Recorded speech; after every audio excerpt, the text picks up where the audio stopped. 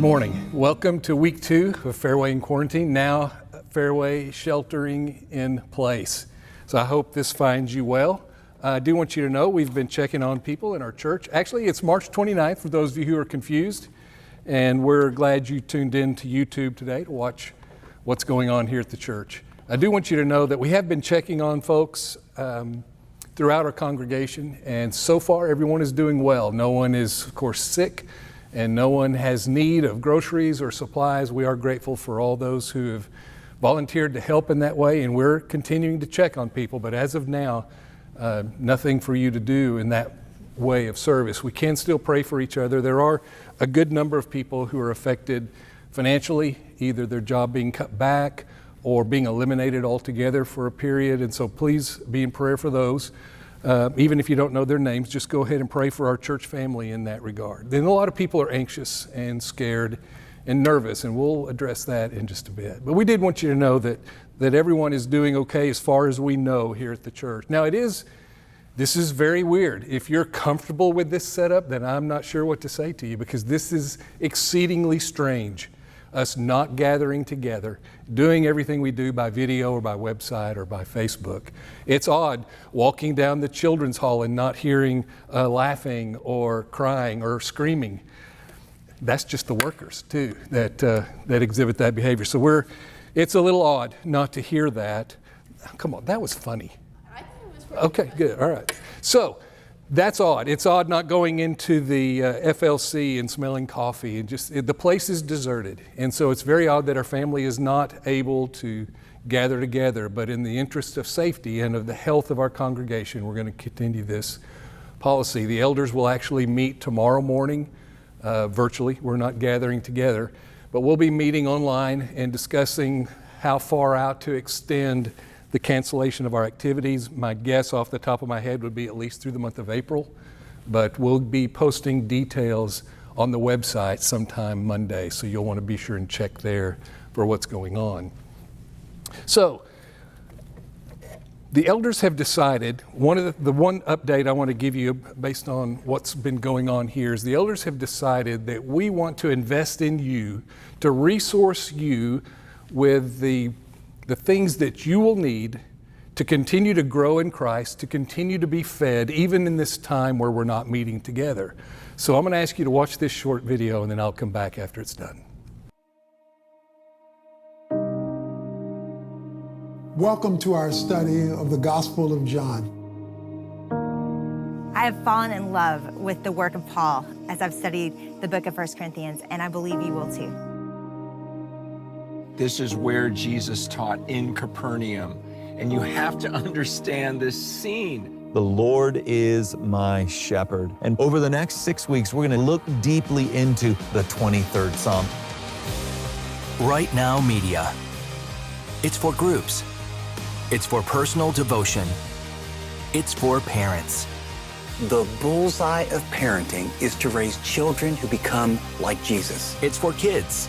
This is Phil. We're digging into the Bible, which, as we've mentioned, is more than just a book. It's for tough times. So when you recognize that you're trying to have a conversation with your spouse and they're not ready to talk, it's not helpful to keep pressing them. It's for every phase of life. If you've made mistakes with money, you know what that makes you? Over 12. And now, it's yours. We've purchased a Right Now Media subscription for everyone in our church. So check your inbox for the digital invitation and download the app for instant access to thousands of biblically based videos. Get equipped. Get inspired.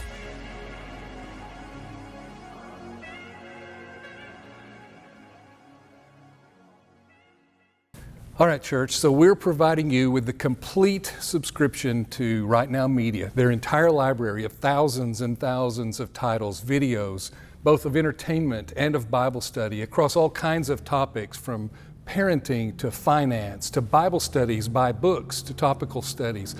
Anything you could want, they have on there, and the church is partnering with Right Now Media to provide all of that to you. So this afternoon, be looking for an email from Right Now Media with instructions on how to log in And if you don't get one, it's because we don't have your email address. So send your email address to me at elders@fairwaybaptist.com, and I'll get you the instructions to log on and set up your own account there on Right Now Media. But we're excited to offer this to you. Some of you are familiar with it. Fairway has used it in the past, and it's just a great resource. You can use it however you see fit. To kind of fill in the gaps here when you're not able to meet. There are no women's ministry studies or men's breakfasts, or of course, no life groups are meeting. So everything you get now is going to be based on your own study for the most part, and this is a tremendous resource to help you with that. So be looking for that email from Right Now Media. Okay, today, just a short Bible study for you again. Instead of going to Ephesians, though, I want to take you to the book of Psalms, and we're going to be in Psalm chapter 57.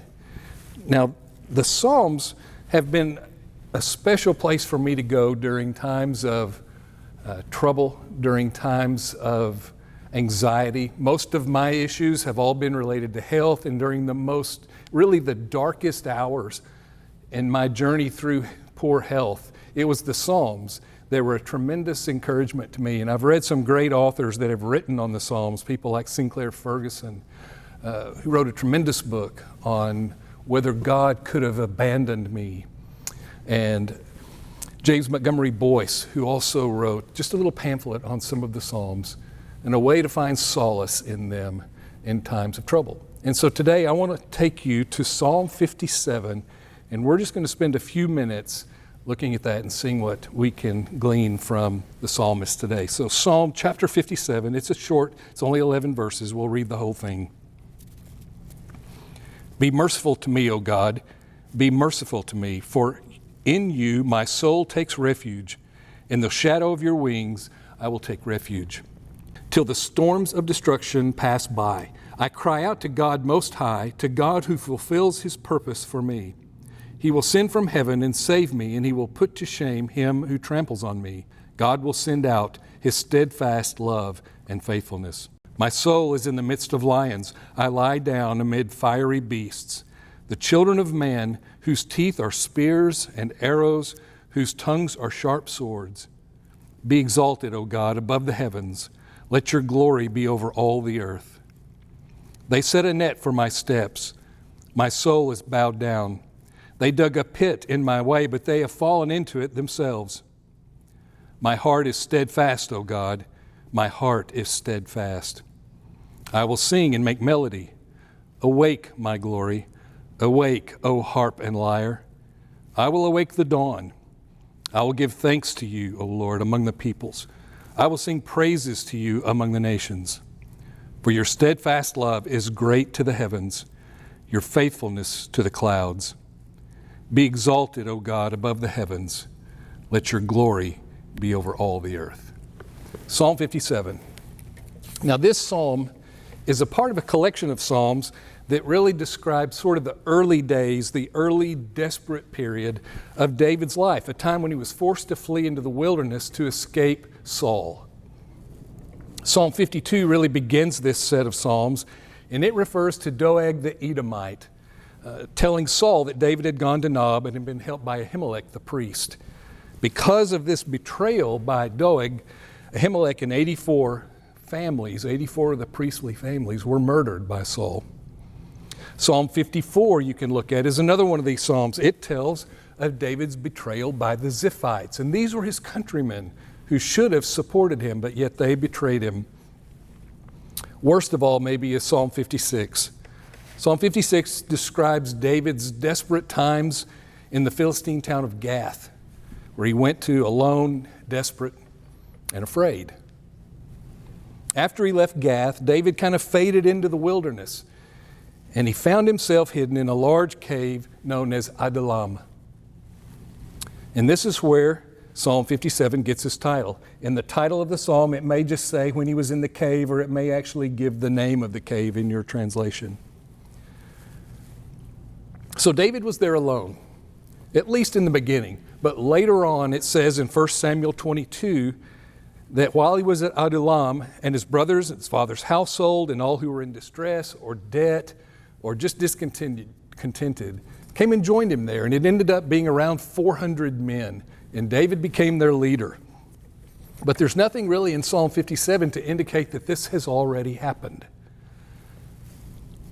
Even though it may not have happened yet, this is clearly a turning point in David's journey. There's a very noticeable change in the tone of this psalm versus the ones that come before it. The earlier psalms, all the way back to Psalm 52, seem uncertain and fearful and desperate. And those words may describe the way some of you are feeling right now. But Psalm 57 is settled. It's confident. The prevailing note is one of praise as you read through the entire psalm. So what makes the difference? Why is it different? Well, in the earlier psalms, it's clear that David is hiding from his enemies. Here in Psalm 57, he's hiding in God, it said, which is really what that cave comes to symbolize. So hiding in God is what Psalm 57 is all about. And you could, if you were to study this psalm on your own, break it down into 3 sections. That's possible. You could look at Psalms 57 verses 1 through 3 as God's call to mercy. That's clearly what he's doing, is calling out to God for mercy.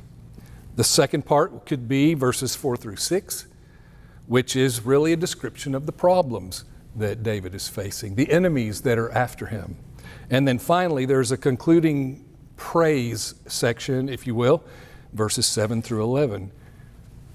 The reason I don't like that breakdown is in the middle of this and at the end of the chapter, there is a refrain or a chorus that David repeats, and it really makes the psalm better divided into 2 parts with that chorus coming at the end of each part. So it's more like a song. The first verse is really a confident cry for a deliverance, if you will. I mean, he doesn't sound too in despair. He sounds very confident as he calls out to God to protect him and to deliver him from his enemies. In the second half is a resolve, if you will. He's resolving in his own soul to praise God for that deliverance that he asked for in the first part of the first part of the chapter.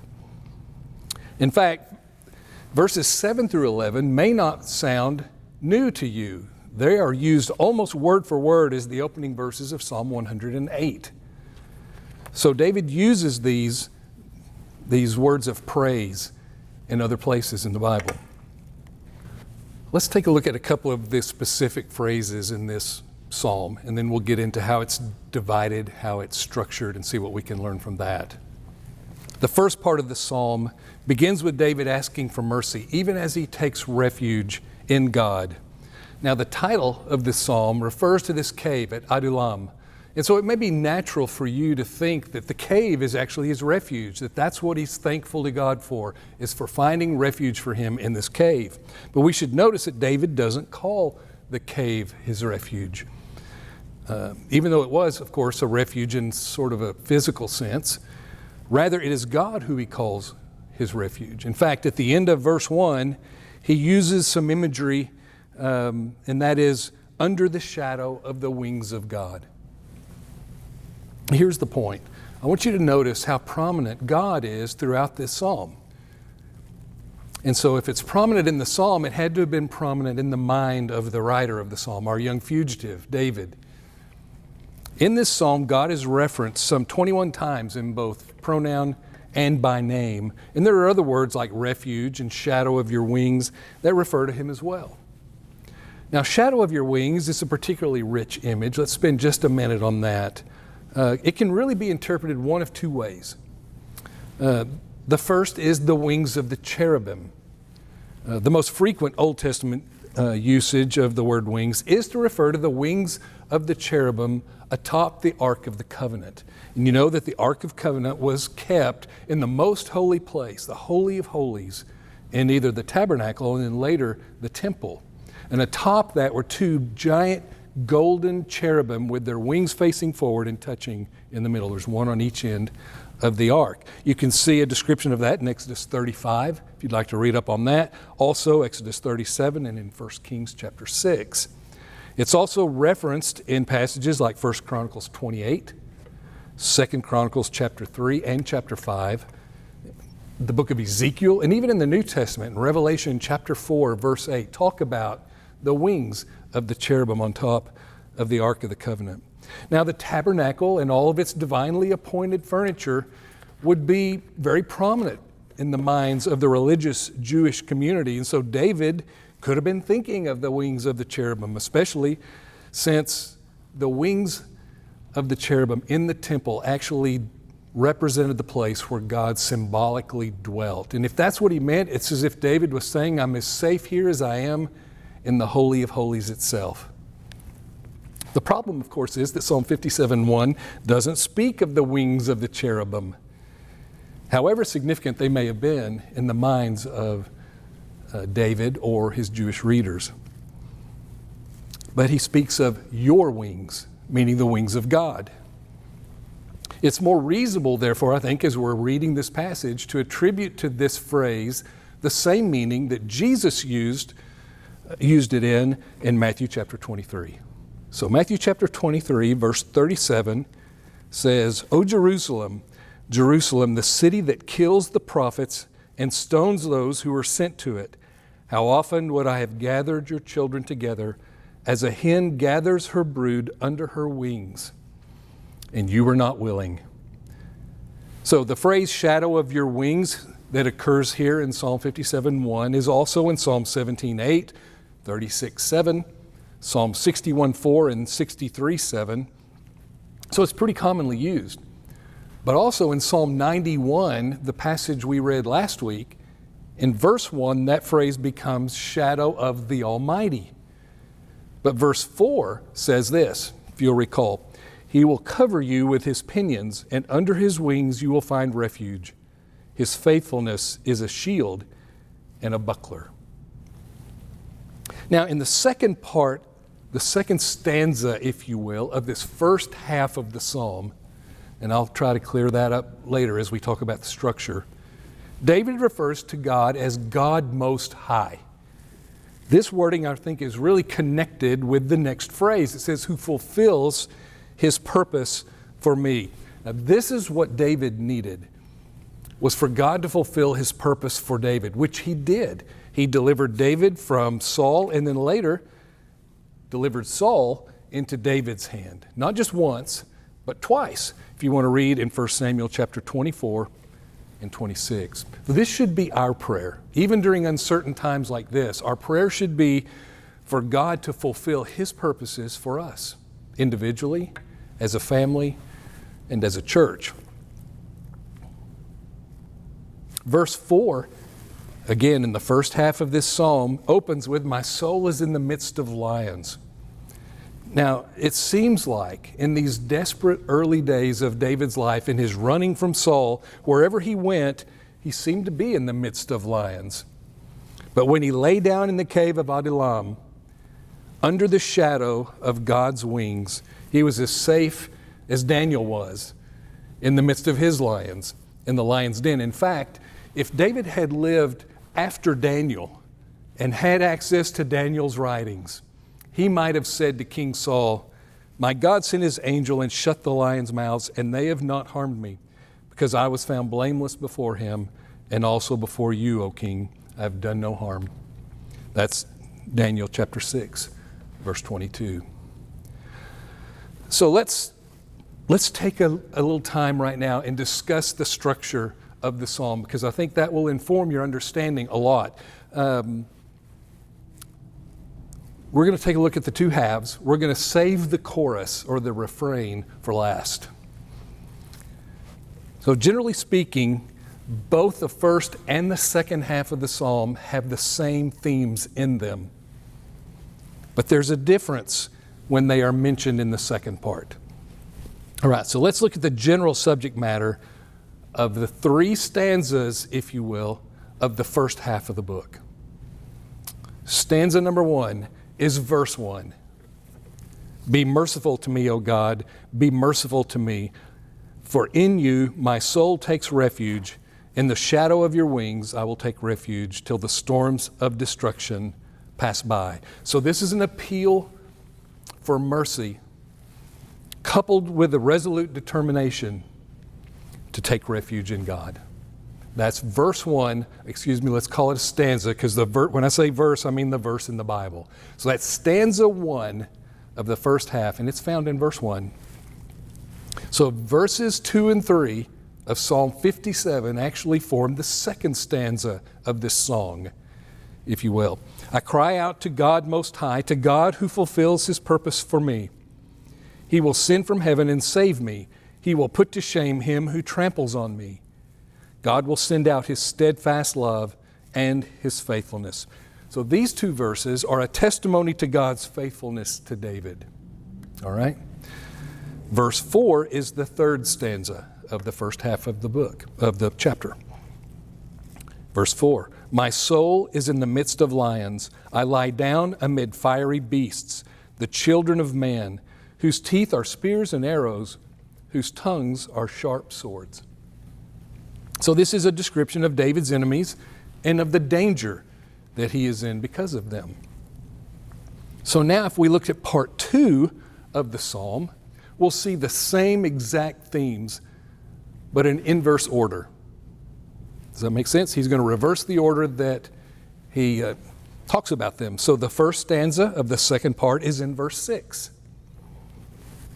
They set a net for my steps. My soul was bowed down. They dug a pit in my way, but they have fallen into it themselves. This passage deals with David's enemies, which is what the third stanza of the first half dealt with. The second stanza of the second part is verses 7 and 8. My heart is steadfast, O God. My heart is steadfast. I will sing and make melody. Awake, my glory. Awake, O harp and lyre. I will awake the dawn.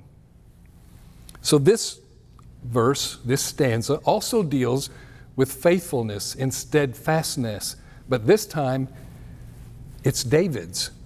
Because God is faithful, David will also be faithful, and he will sing praise to God. The third stanza of part 2 is verses 9 and 10.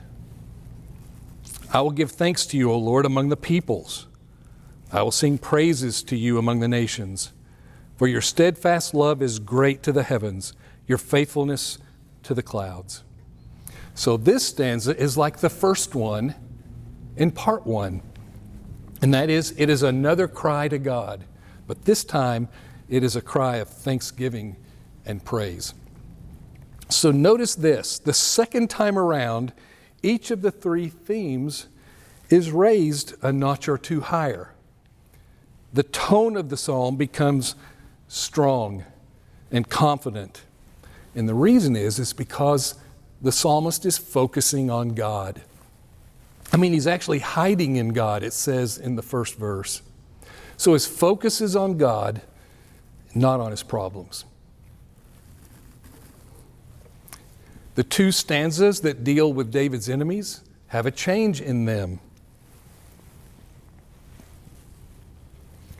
The concern that we see in the first half of the psalm gives way to confidence in the second half that the pit that his enemies dug for him, they will fall into themselves. The stanzas that deal with David's relationship with God also change. The first half of the psalm showed confidence, which was on a very high note, but it rises even higher in the second half. It moves David from just confidence to actually singing to God. Verses 7 and 8 say, my heart is steadfast, O God. My heart is steadfast. I will sing and make melody. The first stanza in part 1 and then the third stanza in part 2, which talk about the same thing, they are direct addresses to God. He's speaking directly to God. But the appeal for mercy in part 1 rises just to pure praise in part 2. Listen to verse 9 and 10 again. I will give thanks to you, O Lord, among the peoples. I will sing praises to you among the nations. For your steadfast love is great to the heavens, your faithfulness to the clouds. Now, verse 10 is not the first place that we see the words love and steadfastness or faithfulness. They are found in verse 3 as well.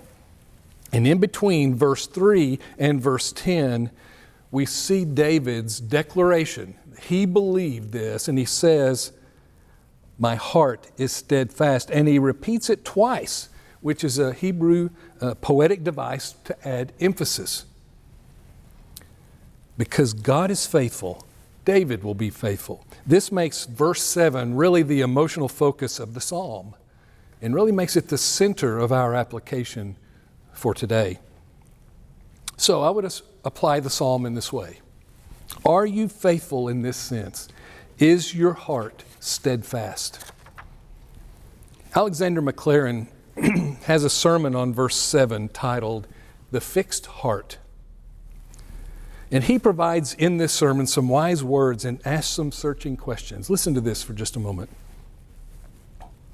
For a fixed heart, I must have a fixed determination and not a mere fluctuating and soon broken intention.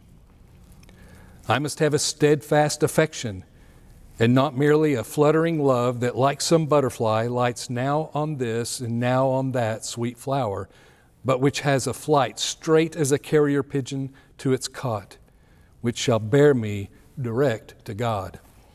And I must have a continuous realization of my dependence upon God and of God's sweet sufficiency going with me all through the dusty day. Ah, brethren, how unlike the broken, interrupted lines that we draw.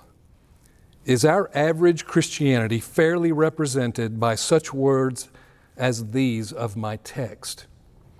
Do they not rather make us burn with shame when we think that a man who lived in the twilight of God's revelation and was weighed upon by distresses such as wrung this psalm out of him should have poured out this resolve, which we who live in the sunlight and are flooded with blessings find it hard to echo with sincerity and truth? Fixed hearts are rare amongst the Christians of this day. Alexander McLaren died 110 years ago. But I think who would argue that the situation has improved even slightly in these last 100 years? Fixed hearts are rare. Steadfast hearts are rare among Christians of this day. Now, if you know the Psalms, you'll not be surprised to find a chorus calling for God to be exalted. And in Psalm 57, you find that in two places. Verse 5 and again in verse 11, they are exactly the same. Be exalted, O God, above the heavens. Let your glory be over all the earth. So David shares his plea for mercy, his description of his enemies, and all of that in part 1, and then speaks this chorus. And then in a more confident way in part 2, and repeats the chorus. And I want you to know God is exalted above the heavens. And His glory does fill the earth. The goal of history is that God might be known as God and be honored for it. And nothing will frustrate the purposes of God. But this repeated chorus is not a statement that God has or will be exalted. This is a statement which is a prayer that He might be exalted. And that raises some questions. How so? And in what manner? And by whom is God to be exalted? Well, the answer to these questions is clearly that David wants God to be exalted in his own personal circumstances and by the way he trusts and praises Him even in difficulties. You see, the world thrills when human beings are exalted. Kings, presidents, rulers, statesmen, the rich and the famous, athletes, entertainers. But those who know God rejoice when God is exalted. And they rejoice that they have the great privilege of exalting Him themselves, especially in circumstances that are disappointing or hard. I think, friends, this may be the circumstances we find ourselves in today. Circumstances are difficult. For some, they're hard. For some, they're just inconvenient. In the whole spectrum, I don't want to describe just one and categorize it as terrible for everyone, but I also don't want to characterize it as only inconvenient when it's quite serious for some. But that may be where we find our place today.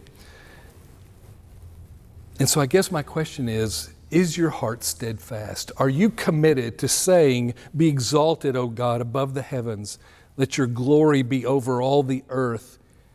Be exalted in my personal circumstances. I'm going to praise your name even during this difficult time." Let me leave you with just a few points of application or encouragement. If you're nervous, if you're anxious, or if you're just afraid, I want you to know that that is very real.